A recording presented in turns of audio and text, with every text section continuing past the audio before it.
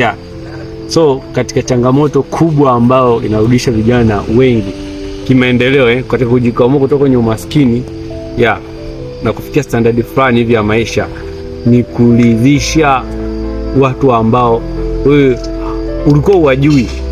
Umekutana tu ukubwani afu unatamani uwalizishe na walizike. Sawa? Kwa mfano wanawake, unaona wewe ni kijana mwanaume au kijana ni mwanamke, si ndio? Umekuja huku mjini au umepambana huku ukubwani, umekutana na mpenzi wako, unataka umridhishe ili umuaminishe tu kwamba unampenda. Kwa resources zako zote, muda, fedha na vitu vingine vyote unavisacrifice kwa ajili ya mtu mwingine ambaye umekutana tu ukubwani. So ni ngumu sana kumridhisha. Kwa mfano vijana wengi wa kiume iko hivi, ni ngumu sana kumridhisha mwanamke. Sawa? Na mwanamke atakupenda kwa kufanya vitu vizuri kwa ajili yako. Kwa mfano wanaume wengi wanapendwa kwa sababu wana magari, wanavaa vizuri, ana mwili mzuri. Fikiria kipindi mtu mwanaume anapata gari, alitafuta hela kwa sababu gani? Kwa sababu yake. Alitafuta nguo nzuri kwa sababu gani? Kwa sababu yake.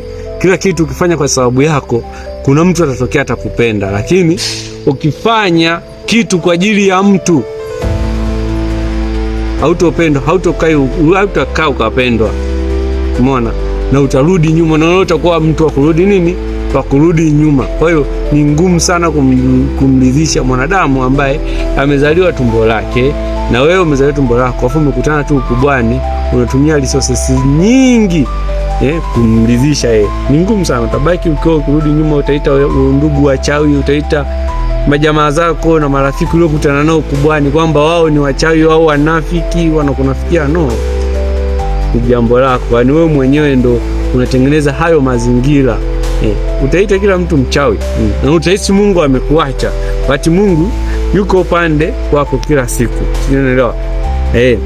Muda bado upo mwingi. Hakuna muda ambao utakuwa umechelewa. Ukiacha kuridhisha watu, ukajiridhisha wewe, ukafanya kila kitu kwa ajili yako, ukapendeza, ukawa na maisha yako, watu watatokea tu wakukupenda wewe na kukuthamini.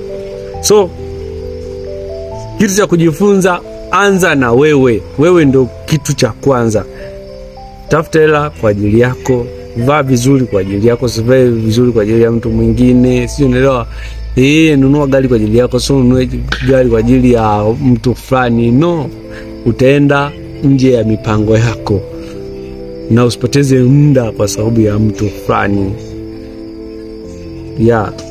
Ndio hicho kitu cha kujifunza.